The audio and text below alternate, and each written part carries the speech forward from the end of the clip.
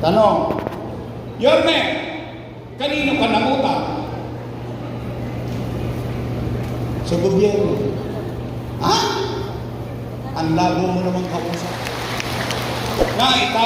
Itinatag, Albert Elementary School.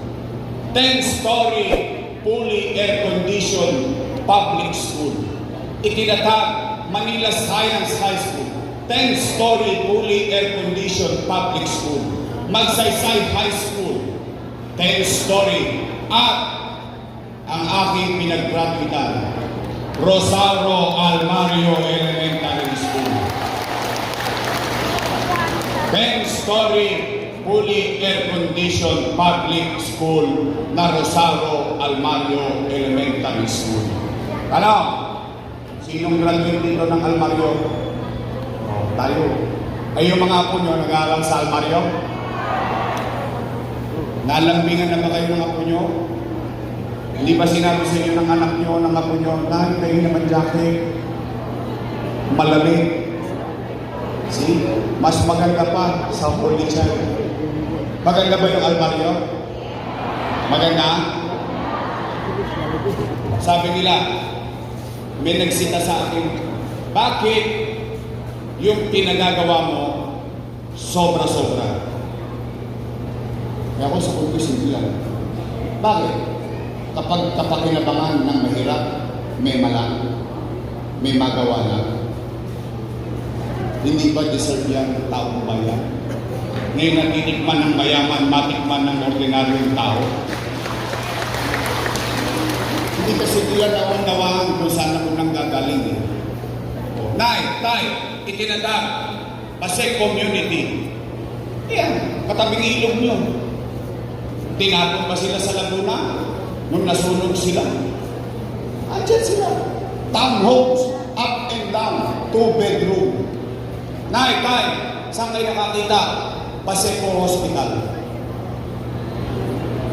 Tay, itinatag, bagong ospital ng Maynila. 10-story, fully air-conditioned public hospital. May MRI machine, may CT scan machine. Ang pinagtataka ko, 3 taon na, bakit hindi pa gumagana ang MRI machine at CT scan machine?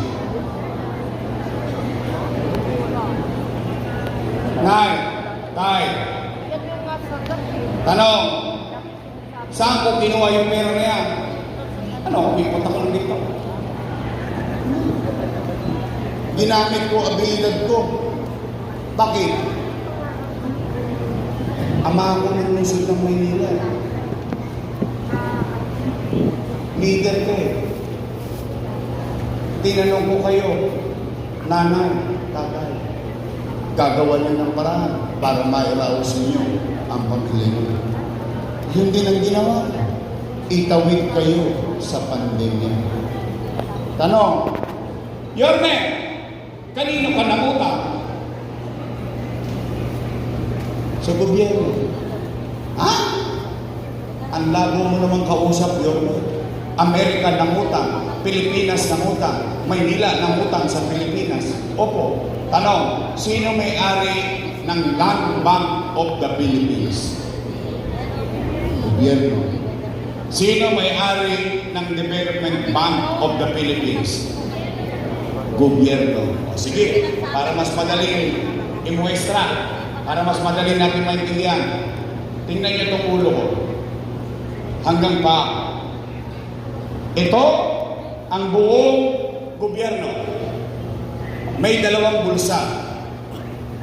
Sa kaliwa, National Government Financial Institution.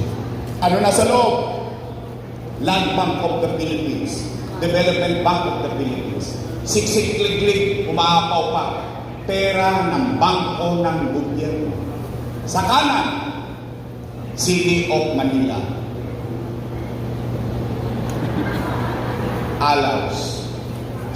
Ano ang ginawa ng ama ng lungsod ng Maynila? Dumukot sa kaliwa, inilagay sa kanan para makaraos ang batang Maynila.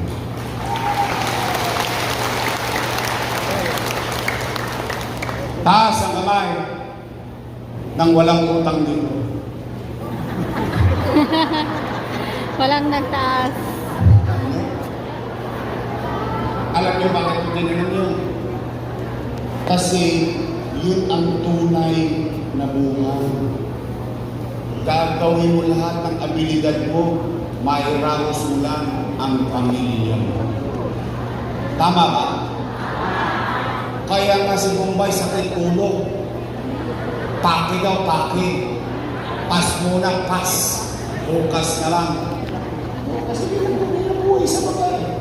O kaya, Nay, Tay, pwede ba akong makisuyo sa inyo? May bibilin lang ako?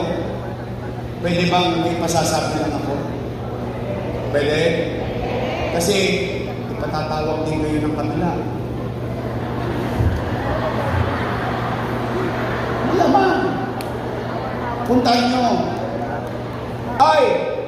Puro daw kayo utang. Puro daw kayo utang. May pinasasabi si Yorme, magsilayas na kayo dyan. Siya na lang daw ang magbabayad. Pwede? Promise? Sasabihin niyo sa kanila? O, tanong. Gusto niyo ba talaga akong bumalik?